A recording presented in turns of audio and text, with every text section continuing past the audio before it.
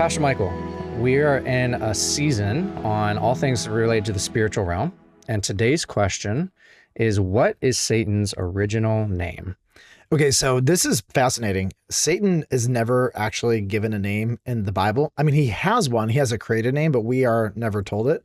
In fact, not one single demon in the entire Bible are we given their name. They're actually named after their attributes and what they do. And so to this day, we don't know. Most people think that Satan's name is Satan. Or Lucifer. Those are actually just descriptions of their character or what they look like. So could we talk through some of the nicknames then that describe him? So there's a lot. I wrote them down. And so I just want to kind of fly through these because I think it's interesting. And there's at least 15 or more. Okay. So Satan, which technically in the Hebrew, it's the Satan. It means the accuser. And so Satan is not a proper name. It is a description of the fact that he accuses God's people and goes before God's presence and accuses them. We have the devil, which literally means the slanderer or the false accuser. That's an interesting name. We have the serpent or the ancient serpent, really bringing you back to the Garden of Eden. He's called the dragon, which is like a large serpent or monster, and kind of just this description that, especially you see in Revelation, that he's pictured as just large and scary and devouring, and he destroys everything he touches. He's called Lucifer, and this is actually from the King James Version. It means shining one or morning star. And so this idea that when you, if you could see an angel in the spirit realm, they would be filled with light. And Satan was a shining one. You have Beelzebul or Beelzebub, which kind of technically means Lord of the Flies, and it's a really ugly name, or Lord of the Dung, if even you worse. will. I know, like meaning everything he touches turns to crap, essentially.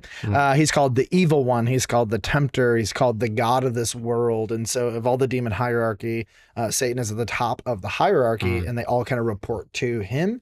And together they create the culture or the spirit of the age, if you will. He's called the prince of the power of the air, which is another kind of reference to his being behind the formation of the major cultural movements and ethos of our day. He's called the prince of the world, the accuser of the brethren, the deceiver, the adversary, the destroyer. You might see this as Apollyon or Abaddon. These are Greek and Hebrew words for he just destroys things. And so he's never named, and you get all these descriptions by basically what he does or his character. Yeah, that's fascinating. So what is the reason for why demons never get named? Yeah, so whenever God names anything, behind that name is purpose. It's created purpose. God has a good purpose for why he names things. So like Michael, for example, great name, means one who is like God, right? And so Michael is given this archangel status, and he is the Lord's primary representative as a part of the archangel team, if you will. And so what you find is with name comes dignity, and with name comes purpose. And so by not naming them, he is essentially saying they have abandoned their purpose and they have lost all of their dignity. And so by not even naming them, it's almost like he's saying you're not even worthy of being named. You are so low and rebellious and doomed and damned.